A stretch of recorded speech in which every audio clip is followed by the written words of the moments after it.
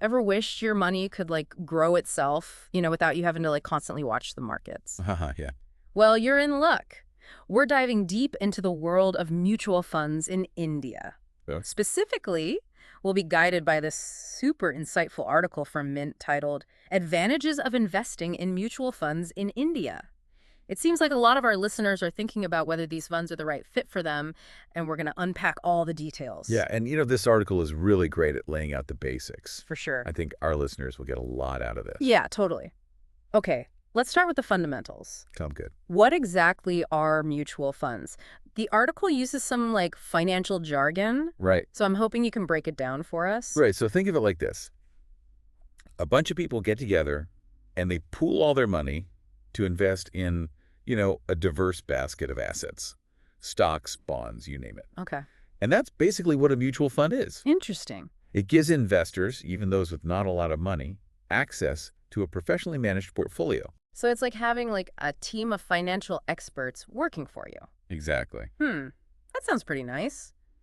The article talks about a bunch of advantages of investing in mutual funds in India. Yeah. Things like professional management, diversification, liquidity, low cost, and even tax benefits. Like, where do we even begin? Let's go through them one by one, Yeah. starting with that professional management. Okay.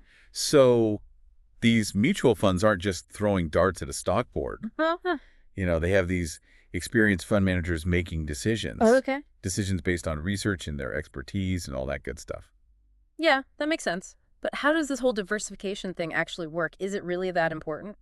Imagine you put all your eggs in one basket, Oh, and then the basket falls. broken eggs. Yeah, exactly. You lose everything. Right. So diversification is spreading your investments around, Got it.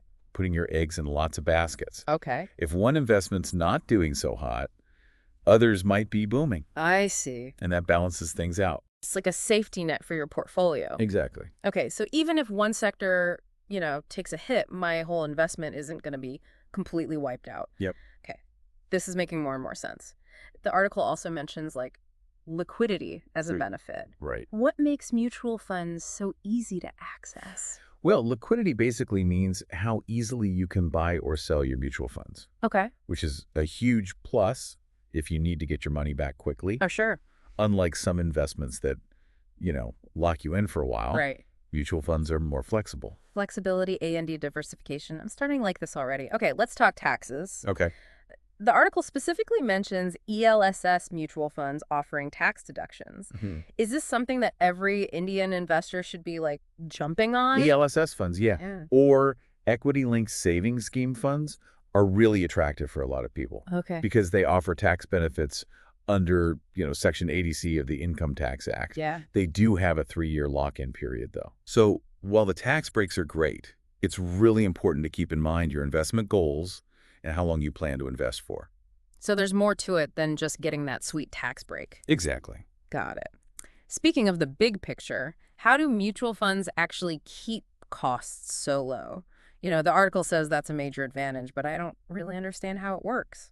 Yeah, it's all about economies of scale. Okay. So because mutual funds are pooling money from lots and lots of investors, Right. they can negotiate lower fees, for transactions and management. Plus, diversification inherently lowers costs compared to you trying to manage like all these different investments on your own. So it's like you're getting expert management, but at a discount. Pretty much. Okay, now that's a win-win. The article also talks about SIPs, or systematic investment plans. Right. This sounds interesting, but to be honest, I'm not really sure what those are. Think of it like a disciplined way of investing. You decide on a set amount that you want to invest regularly, say every month. And that money is automatically invested in whatever mutual fund you choose. So it's like setting my investments on autopilot. Yeah, that's a good way to put it. Okay. It happens no matter what the market's doing. But does that mean you're just blindly investing without even looking at like how the market's doing? Not exactly. Okay. It does automate the process, but it has some great benefits. Yeah. First, by investing consistently, you're averaging out your investment cost over time. And that can really help when the market is kind of all over the place. I see. Yeah, that makes sense. Second, it just encourages discipline. Okay. It removes that temptation to try to time the market Right. or, freak out and sell everything when things dip. Yeah. It takes the emotion out of it. So it's like having a personal finance coach like nudging me to stay consistent even when the market gets scary. Yeah, I like that. Okay? Because, consistency and discipline, those are the real keys to success in the long run. That makes sense. And SIPs really help build those good habits. So how do you actually invest in mutual funds in India? Well, this article talks about two main ways to do it, Okay. Cool. and we can dive into that next. Awesome. Okay, so we've got the basics down, but before I, jump in head first, I've got to ask,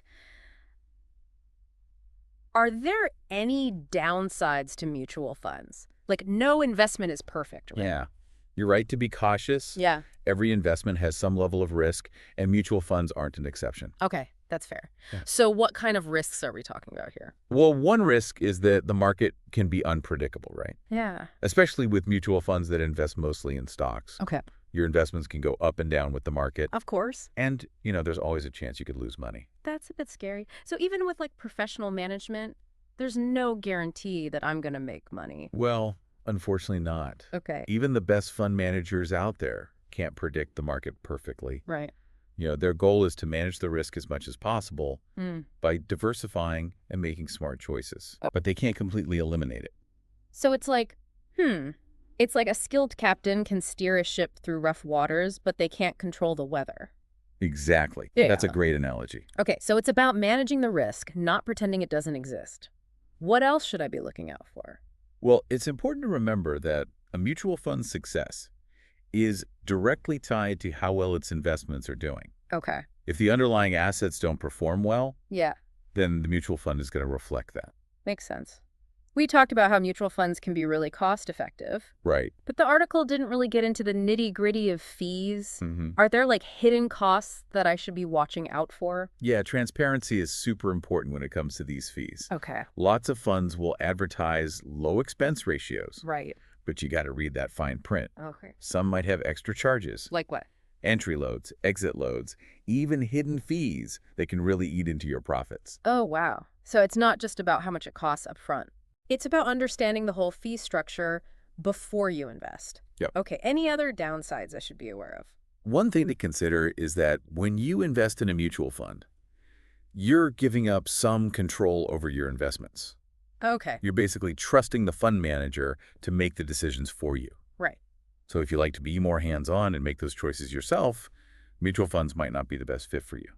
Got it. So it's about finding an investment style that like matches your personality. Exactly. Okay, cool. Let's get back to SIPs. Okay. We talked about the good stuff, but are there any like downsides to using a systematic investment plan? Well, one potential downside is that you're committing to investing a certain amount regularly, Mm-hmm. regardless of what's happening in the market or even in your own life. Okay. That could be tough if your financial situation changes suddenly. So it's important to choose an amount that you can comfortably afford, even if like unexpected things come up. Exactly. Okay. Any other things to keep in mind? Yeah, SIPs are great for encouraging discipline, but they don't guarantee returns. Right. The success of your investment still depends on how well the mutual fund does overall. So it's not like a magic formula? Nope. Okay. More like a strategy to improve your chances. Got it. Yeah. You mentioned rupee cost averaging earlier. The Yeah. article kind of touched on that, but didn't really explain what it means. Oh, right. Okay. Can you break it down for us? Sure. So rupee cost averaging is basically a fancy way of saying that you buy more units in the mutual fund when prices are low, Okay. and you buy fewer units when prices are high. Got it. So because you're investing a fixed amount regularly with an SIP, Yeah. you naturally buy more when the market dips, Okay. which can lower your average cost per unit over time. I see. So with an SIP, I'm not trying to time the market perfectly, just Right. staying consistent Exactly. and letting this rupee cost averaging thing do its work. Exactly. And it's a really powerful strategy for long-term investors. Okay, awesome. We've talked a lot about diversification, but can we dig a little deeper into why it's so important, Yeah. especially, when we're talking about the Indian market? So diversification is like a safety net for your investments. Yeah. You're spreading your money across different asset classes, sectors, and even different countries. Right. That way, if one of your investments isn't doing well, the others can help balance things out. Yeah, we've been using that eggs in one basket analogy. Right. But why is diversification especially important in India? Well, the Indian economy is constantly changing. Okay. There are so many factors that can affect it. Like what? Political changes, new regulations, ups and downs in the global economy. Right. All of these can impact specific companies or even entire sectors. I see. So by diversifying your investments, you're reducing your exposure to any one area. Okay. So you're not putting all your eggs in one basket. So how can I actually do this within a mutual fund portfolio? Well, a good starting point is to invest in a variety of different types of mutual funds. Don't just stick to one type, like equity or debt funds. Got it. Try to create a mix that matches your risk tolerance and your goals.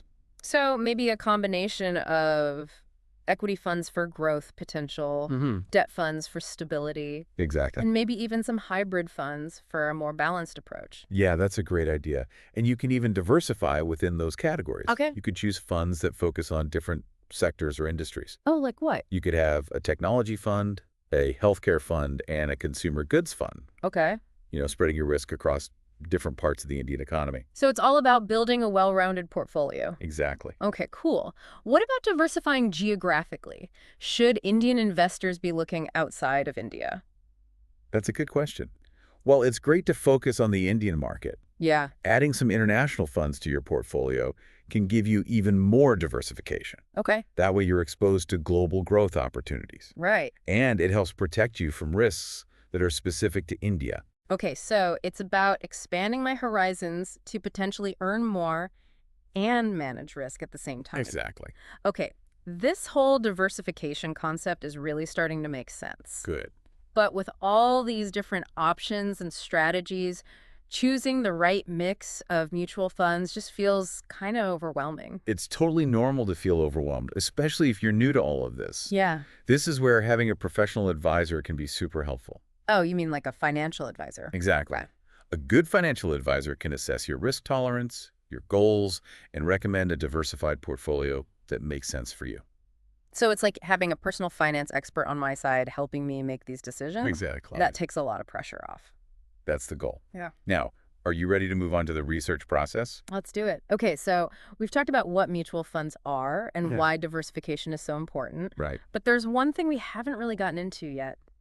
The research process. The article mentions these really important documents. The scheme information document and like financial statements. What am I even supposed to be looking for in those? Yeah, they can be a bit intimidating, that's for sure. Yeah. But don't let that scare you away. Okay. They have a ton of great info that can help you choose the right funds. So where do I even start? Like, what are the most important things to look for? Okay, well, first you want to make sure you understand the fund's investment goals and its strategy. Like Yeah. what kind of assets do they invest in? How much risk are they taking? Got it.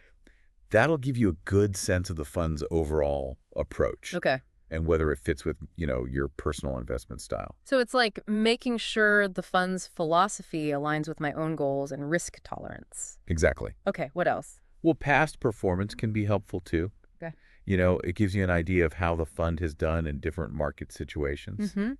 Look for consistency and how well it's handled tough times, So I shouldn't just be chasing the funds with like the highest returns. right? It's more about steady performance over time. Makes sense. What about those expense ratios we talked about? How can I tell if a fund's fees are reasonable?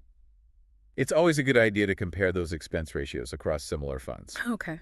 A lower expense ratio generally means you get to keep more of your returns. Right, because those fees can really add up. Exactly. Yeah. So shop around and find a fund that's cost effective. Got it. Every rupee counts. For sure. The article also talks about the fund manager. Yeah. Why is it so important to pay attention to who's actually managing the fund? Well, the fund manager is basically the one making all the big decisions. Right. Choosing which investments to buy and sell. Okay. So a manager with a good track record can give you more confidence in the fund. Got it. Look for someone who's experienced and, has a history of making smart choices. So it's kind of like checking the pilot's credentials before you get on a plane? Exactly. You want someone who knows what they're doing. For sure. Are there any like red flags that I should be watching out for when I'm doing my research? Oh, absolutely. Yeah. If a fund is consistently doing worse than its benchmark or similar funds, that's a warning sign. Okay. It might mean that the manager isn't doing a great job. Got it. Another thing to watch for is high turnover ratios. You mentioned those before, Yeah. but I'm still not really clear on like why those are important. Okay, so the turnover ratio tells you how often a fund is buying and selling its investments. Okay. And if that number is really high, Yeah. It means they're trading a lot, Okay. and that can lead to more fees, Oh, I see. which of Right. course eats into your returns. Right. Look for funds with a more reasonable turnover ratio. Got it. It usually means they're taking a more long-term approach. Okay, so not just constantly buying and selling. Right. This has been so helpful, really. Good. I'm glad. I feel like I'm starting to understand this whole mutual fund world. Awesome. But honestly, thinking about all the research and all the risks, it makes me kind of nervous. I totally understand that. Yeah. It's normal to feel that way, especially when it comes to your money. Right, But investing shouldn't feel like, a scary roller coaster ride. for sure. One way to manage that nervousness is to shift your perspective. Okay. How do I do that? Well, instead of worrying about all the ups and downs of the market, Yeah. focus on your long-term goals. So it's about keeping my eyes on the prize and not getting distracted by all the bumps in the road. Exactly. Why are you investing in the first place? Retirement. A down payment on a house. Yeah. Yeah, good point. Keep those goals in mind, and it'll be easier to ride out those market swings. That makes a lot of sense. It's like running a marathon. The finish line is what matters, not every single step. Uh-huh. I like that analogy. Diversification helps too, right? Absolutely. Knowing that your investments are spread out can really give you peace of mind. Yeah, like I'm not putting all my eggs in one basket. Exactly. And I don't have to do this all alone, right? Right. Remember, a financial advisor can be a great resource. Yeah, they can help me build a portfolio that's right for me. Exactly. And they can give you some reassurance when things get a little rocky. It's like having a financial coach in my corner. Exactly. Okay, this has been an amazing deep dive into the world of mutual funds in India. It's been my pleasure. I feel so much more prepared to explore this. Good. I'm glad to hear that. Any final words of wisdom? Yeah. Don't let fear or greed control your decisions. Okay. Be patient, be disciplined, and remember your long-term goals. Awesome advice. Thank you so much for sharing all of your knowledge and insights. You're very welcome. I feel like I'm finally ready to take control of my financial future. That's great to hear. Remember, investing is a journey, not a destination. That's a great way to put it. Enjoy the ride and watch your wealth grow. I will. Thanks again for joining me. Anytime.